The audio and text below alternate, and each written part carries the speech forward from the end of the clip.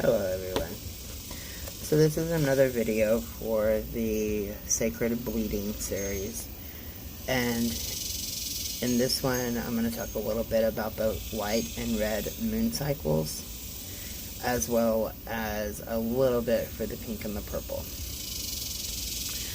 The term white moon cycle and the red moon cycle refer to the way a woman's menstrual cycle lines up with the cycles of the moon. But it's not quite that simple. So let's break it down a little more so that we can make sense out of the sacred feminine blood mysteries of the white moon cycle and red moon cycle, and a couple in between. Around half of all the humans on the planet have a menstrual cycle, and all humans come into being as a direct result of a woman's cycle. So why is the subject of menstruation still so taboo? There are a lot of reasons for that, not least that having menstrual wisdom can give women huge amounts of personal power. In ancient times, the meaning and mystery around the monthly blood cycles of females in any community were revered as something sacred and quite miraculous, if not formidable. To bleed without physical death was a spiritual, magical, and otherworldly occurrence. The days of bleeding and the blood itself were believed to contain the archetypes of birth and regeneration. Women would gather in protected circles, performing ceremonies and rituals to harness this energy. Perhaps one of the most significant reasons for a suppression of the sacred blood cycle wisdom includes knowledge around the white moon cycle and the red moon cycle, is that the meaning and symbolism it holds connects women to a much greater natural cycle. When a woman knows her body is in sync with a higher power, she is unstoppable. What patriarchal paradigm would allow that? The lunar cycle and your period, both the lunar cycle and the female menstrual cycle, last on average 29.5 days. Both cycles move through 4 distinct phases, with the earthly bodily phase corresponding to the lunar phases. New moon, menstrual bleeding phase. Waxing moon, pre-ovulation. Full moon, ovulation phase. Waning moon, premenstrual phase. If you go and look, you will find 100 research papers stating that there is no connection between menstrual and the moon. And the truth is that for many women today, the hormonal cycles that connect to the sacred cycles of the moon, instead, they are heavily influenced by the toxicity of modern life. Medication and contraception, artificial light, illness, diet and food additives, ingredients in cosmetics, cleaning products, etc. Because of these, many of the natural and sacred connections between the moon and the menstrual cycle have been distorted. So for a lot of these women, their periods are painful, emotionally exhausting times. Their monthly periods are perceived as a burden or inconvenience, something to muscle through and bear. Many women simply try to carry on with life as normal, pretending that they are not losing blood. Some women even refer to it as the plague. There are more and more women who are beginning to pull back from their linear model of progress. They are turning away from the artificial influences on the delicate balance of their hormonal levels, turning instead to the wisdom of their bodies. These are the women who will feel the connection that science still denies. The white moon cycle and the red moon cycle are 2 of the most common forms or alignments of the moon cycle and the female cycle. There are mirrors of each other, each with its own power and magic, both very different but not less important. Remember the 4 phases of the moon cycle and the menstrual cycle? How neatly they align? Well, that is the white moon cycle. So let's start there. The white moon cycle is the one most people know about and understand. It's the menstrual pattern that makes sense in a logical, linear way. The white moon cycle describes when a woman with a 29-ish day cycle bleeds at the new moon and ovulates at the full moon. It doesn't have to be exact. It's normal for female cycles to fluctuate a little, but the white moon cycle generally aligns with this. So how your sacred feminine power moves through you in a white moon cycle. This cycle more closely mirrors the archetype feminine cycle of maiden, mother, wild woman, crone. If you have a white moon cycle, your creativity energy will be at its lowest ebb when the moon is waning. This will be the premenstrual phase, and your wild woman archetype will be emerging. At the dark moon, your crone steps forward. At the new moon, as lunar light returns to the moon, starts waxing, you'll likely express more of your inner maiden archetype, becoming more dynamic, inspired, and energized. This is the pre-ovulation phase. At the full moon, you will ovulate. You may notice that you feel more open, loving, nurturing, and even magnetic during this time.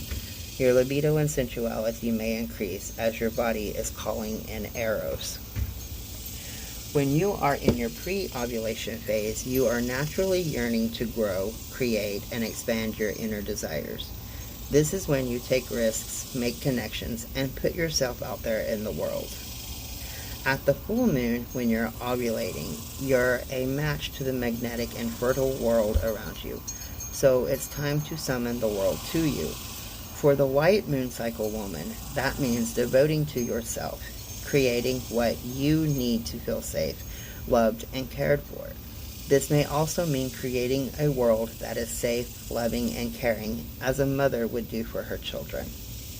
At the waning moon phase, your inner wild woman archetype is emerging, and you're being called to listen to her. This will often mean retreating, creating space, and preparing to rest. And as the dark moon rises and you're preparing to lost in space. As the dark moon rises and your bleeding begins, this is your signal to stop and go within, to enter into the mystery of the dark moon phase, to receive guidance that you need in preparation for the new lunar cycle. Now, the red moon cycle. The red moon cycle is the mirrored opposite of the white moon cycle. The red moon cycle describes when a woman with a 29-ish day cycle bleeds at the full moon and ovulates at the new moon. This cycle flips the archetype feminine cycle of maiden, mother, wild woman, and crone, so that as the moonlight is waning, personal energy is rising, and vice versa. If you have a red moon cycle, your own creative energy will be rising and starting to peak when the moon is waning and becoming dark. Here, you will be in the pre-ovulation phase and likely sense your inner maiden coming out to play. As the moon darkens, you'll enter your ovulation phase and will likely feel your inner mother archetype rise. And at the new moon, as moonlight is returning and the Luna starts waxing, you'll enter the pre-ovulation phase of your cycle and begin to drop into your wild woman archetype. And at the full moon, you will bleed. This is your true menstrual phase, and when your inner crone emerges, the energy of the red moon cycle can feel counterintuitive because it goes against the grain of what most have been taught clinical wisdom. This is no wonder when your own body and energy seem to oppose the resonance of the moon cycle, but be prepared to unlearn what you think you know. Women with a red moon cycle reach the peak of their personal, energetic, and creative cycle when the moon is dark. This means that during this dark lunar phase, you will have the abundance of energy to focus on your own creativity. The gifts arising from the combination of these inner and outer phases are the mystical and transformational tool of dreaming, soul flight, and shadow work. The red cycle woman is able to plunge into the unconscious depths, creating radical change in the world from within. The dark moon is a liminal time, so the work a woman does here in her creative ovulatory phase of becoming has a special kind of potency that doesn't occur at any other time. It will ripple out into the world in non-ordinary ways. At the lunar cycle's zenith, when she's bleeding, the red moon cycle woman can call on the illumination of the full moon to light the way through her own inner realms. Here, she can traverse her personal underworld, transmute her shadows, and come back with the gold that the rest of humanity needs. Women who have the capacity to call down the potency of the full moon and combine that with the mysterious luminal powers of their own bleeding phase were often regarded as the witches, healers, shamans, and medicine women of the ancient world. This capability still exists today, though many have forgotten how. It is quite clear that the white moon cycle tends to be favored in an ideological sense, but the patriarchal paradigm, where women and their bodies are perceived as instruments of childbearing and nothing else. Female sexuality beyond this has no place. To them, not me. So for a woman to want sex when her womb is fertile, when the moon is full and she is ovulating, makes sense. Her sexuality is useful. But what about if a young woman is bleeding at the full moon? What happens when her inner crone is calling down the moon and she is hungry for sex? But blood flows. How does that kind of behavior fit into the patriarchal world? What happens then is her sexuality is shunned and disturbed and distorted into something wicked. So over the course of many centuries, the red moon cycle has become dangerous territory, something wrong, deviant, and definitely taboo. The lasting repercussions of this cultural programming run very, very deep and have caused much damage to generations of women. There is so much more to this topic, we could go on for days. So, if you're into reading, I recommend a book by Penelope Shuttle and Peter Redgrove called The Wise Wound, Ministration in Every Woman. That is actually a really good book.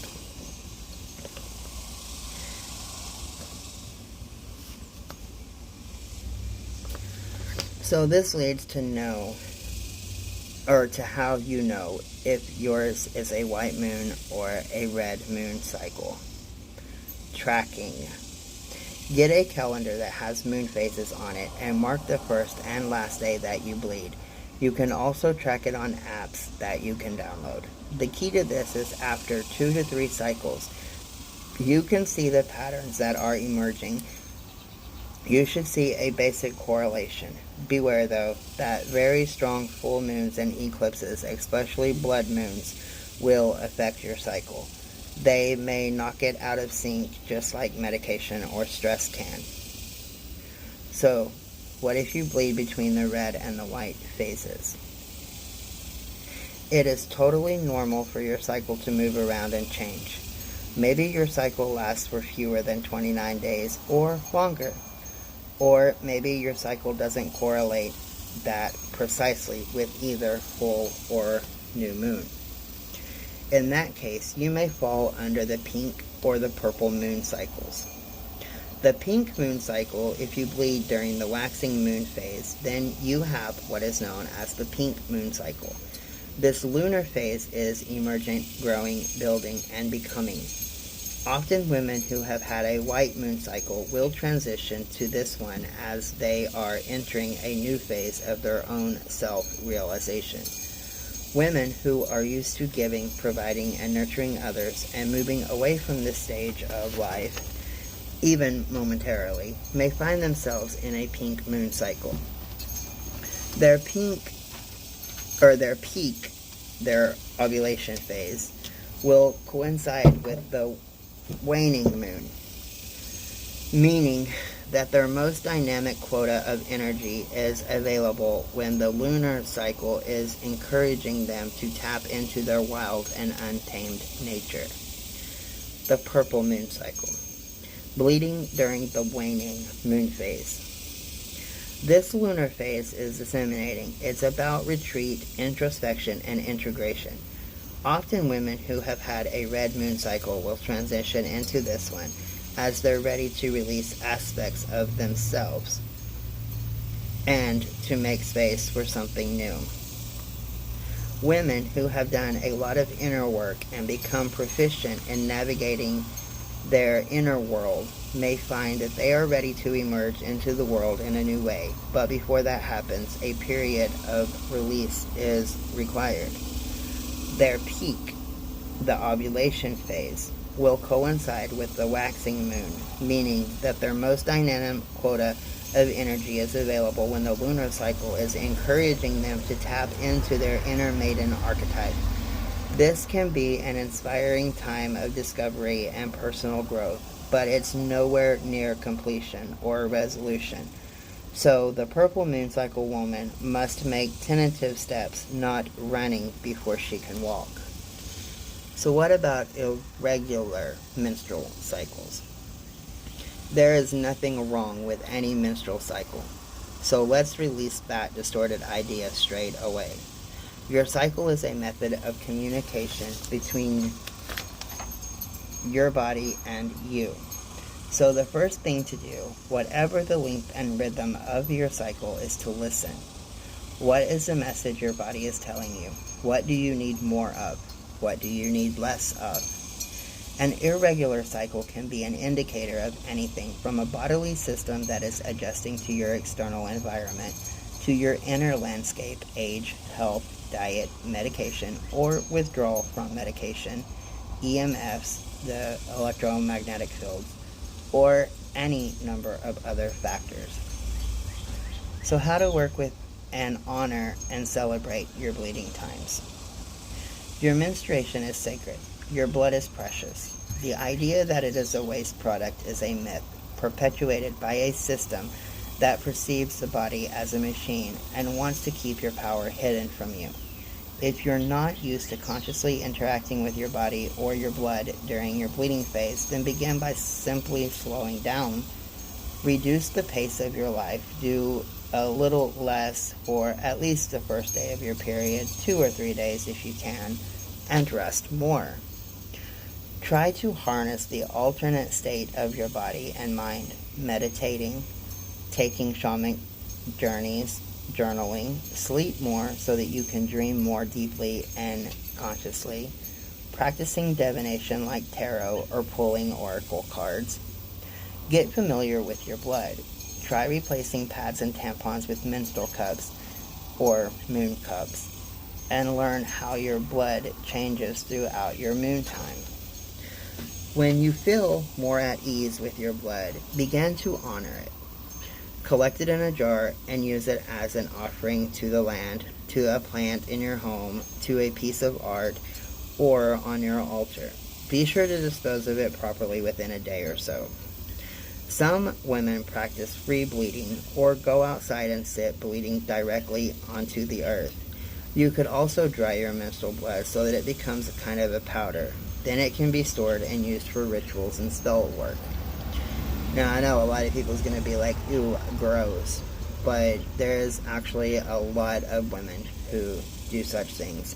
And I also have a video coming up on different rituals and stuff that can be done either for your cycle or incorporating the blood into.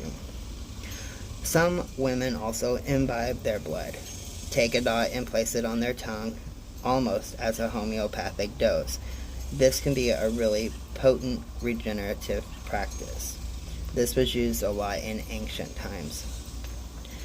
Go at your own pace.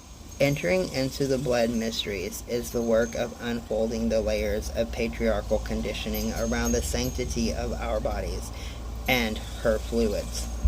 This is slow work, but so rewarding and empowering once you enter through that veil. Talking about your inner moon cycle can feel edgy. It's unfamiliar territory for a lot of women and can feel like you're breaking the rules or even making others uncomfortable. But part of greeting the rising divine feminine is to bring these subjects back out into the opening, which is exactly what I am trying to do by doing this series. Menstrual cycles are a great gift, not a curse that many are led to believe it is. It may be a rocky journey, but it is empowering, life-changing, and sacred. So, there's that on how the cycles fit in with the different moon cycles.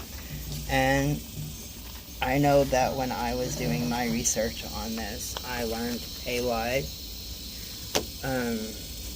There's so much more to it than just, bleeding and bloating and cramping and in the case of my teens being really super moody and not wanting to do chores. But there's a lot more to it, and it is a sacred time, and it should be brung out into the open, and it shouldn't be something that people are embarrassed about.